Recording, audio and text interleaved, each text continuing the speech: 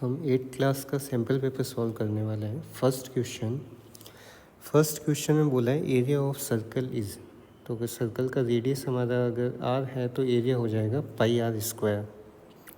2 पाई आर किसकी वैल्यू होती है? सर्कमफेरेंस की value. Next second question, 10 metre of cloth cost ₹1000।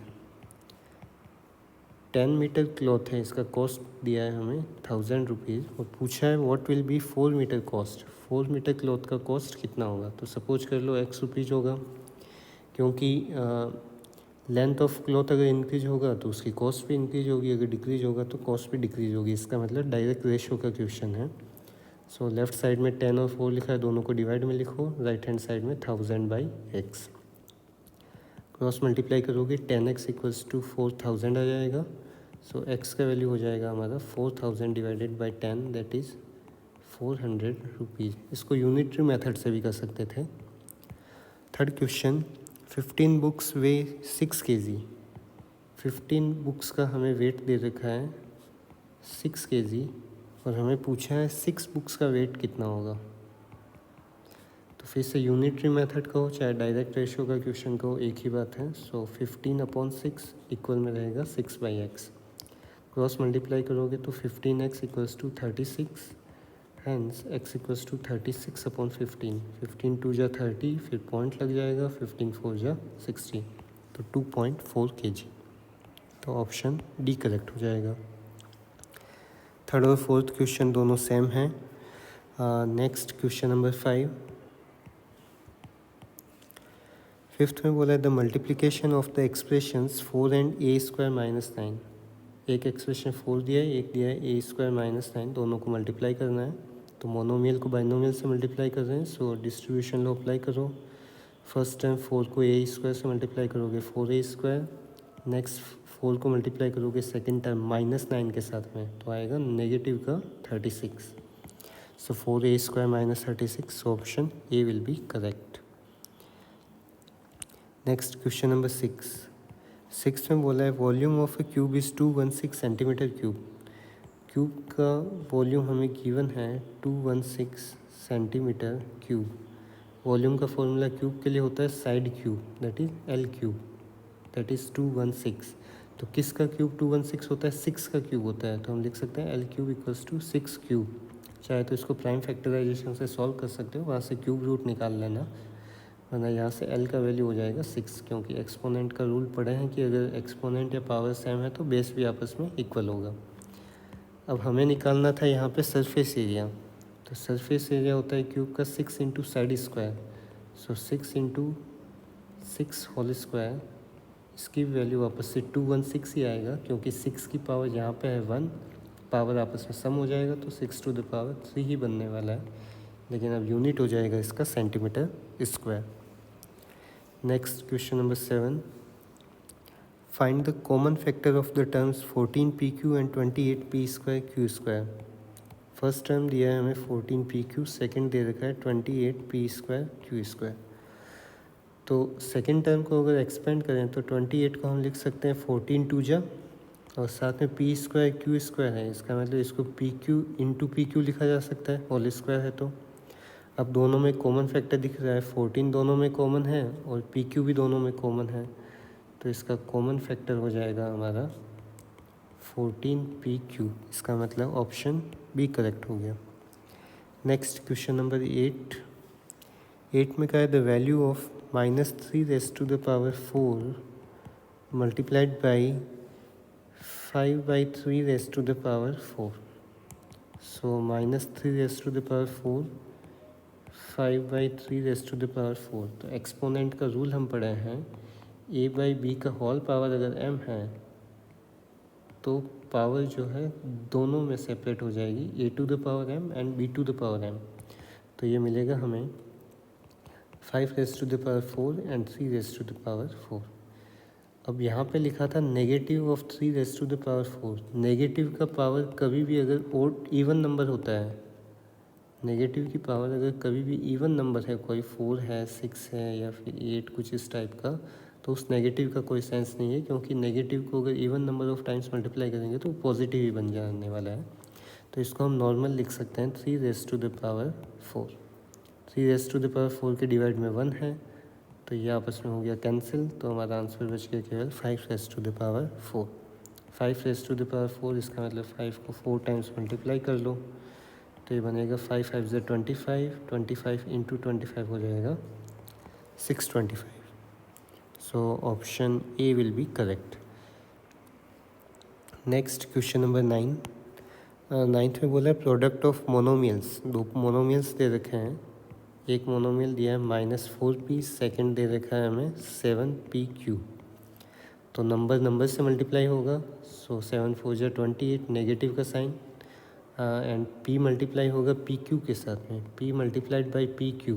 तो p कितनी बार आ गया यहाँ पे? 2 बार, तो p का तो हो गया स्क्वायर और q सिंगल टाइम बच जाएगा।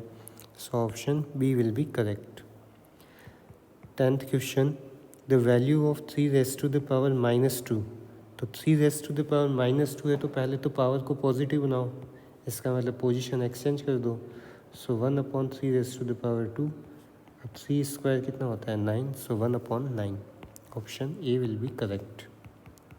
Question number 11, find the value of 2^3 into 3^2। तो ये तो सिंपल क्वेश्चन है। 2^3 इसका मतलब 2 को 3 टाइम्स मल्टीप्लाई किए, 3 स्क्वायर 9 होता ही है, 2 की पावर 3 है, तो ये हो गया 8 मल्टीप्लाइड बाई 9, इसका मतलब 72।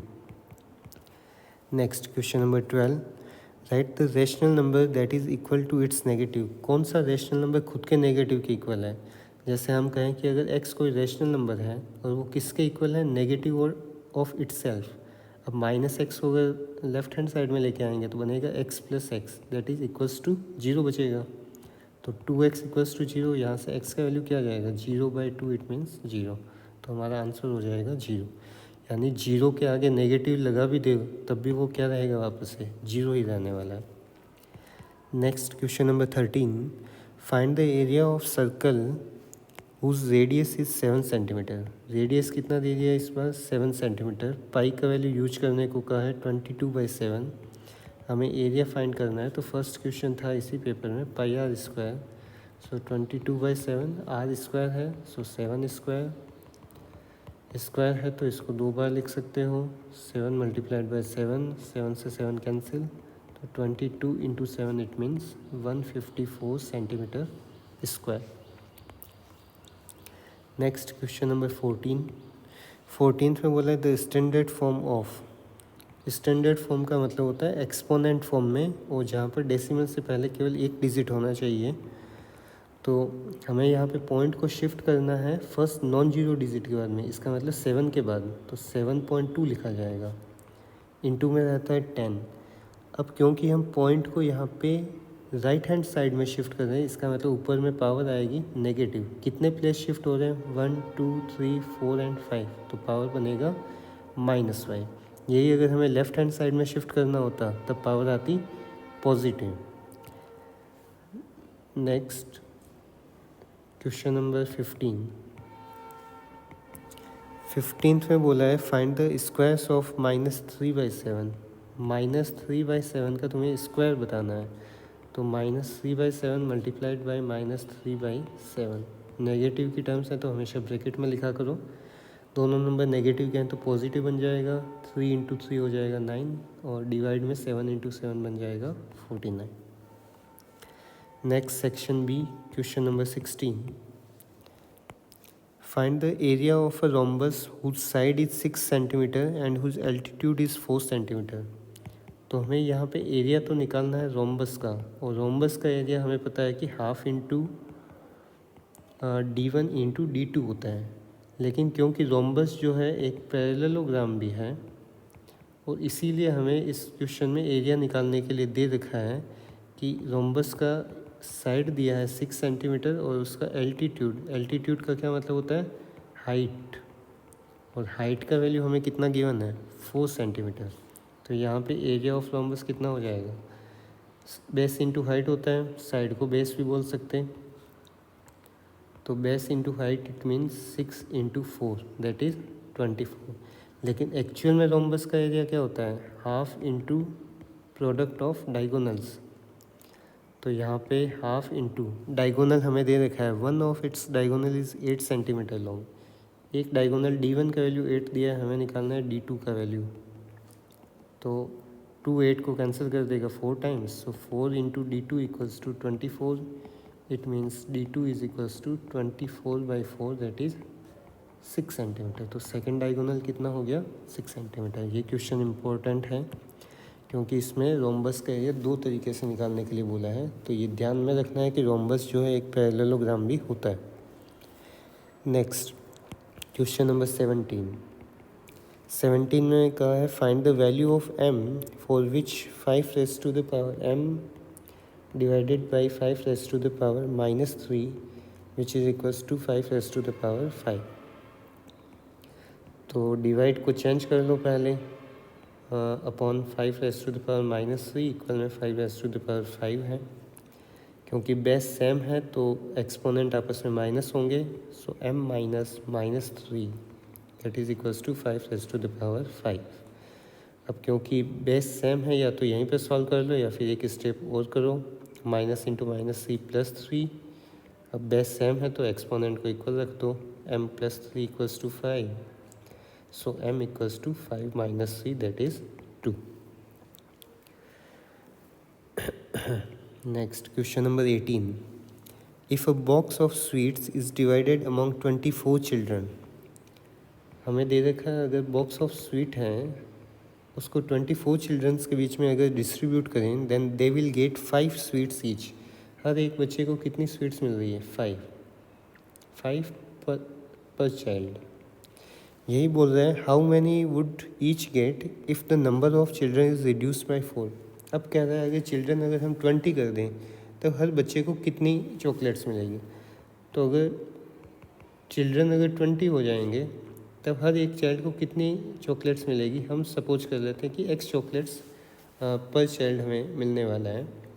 क्योंकि यहाँ पर नंबर ऑफ़ चिल्ड्रन अगर डिक्रीज हो रहे हैं तो हर एक बच्चे को मिलने वाला स्वीट या चॉकलेट जो है वो क्या होगा? वो इंक्रीज हो जाएगा, क्योंकि तब ज़्यादा चॉकलेट्स या स्वीट्स बचेगी तो उसको वापस से डिस्ट्रीब्यूट कर पाओगे। इसका मतलब ये क्वेश्चन हो गया हमारा इनडायरेक्ट रेशो का। इनडायरेक्ट रेशो में क्या करते हैं? एक सिचुएशन की दोनों क्वांटिटी को मल्टीप्लाई करते और इक्वल में होता दूसरी सिचुएशन की दोनों क्वांटिटी, तो 20 × x। तो यहाँ पर x का वैल्यू हो जाएगा हमारा 24 5 जा हो गया,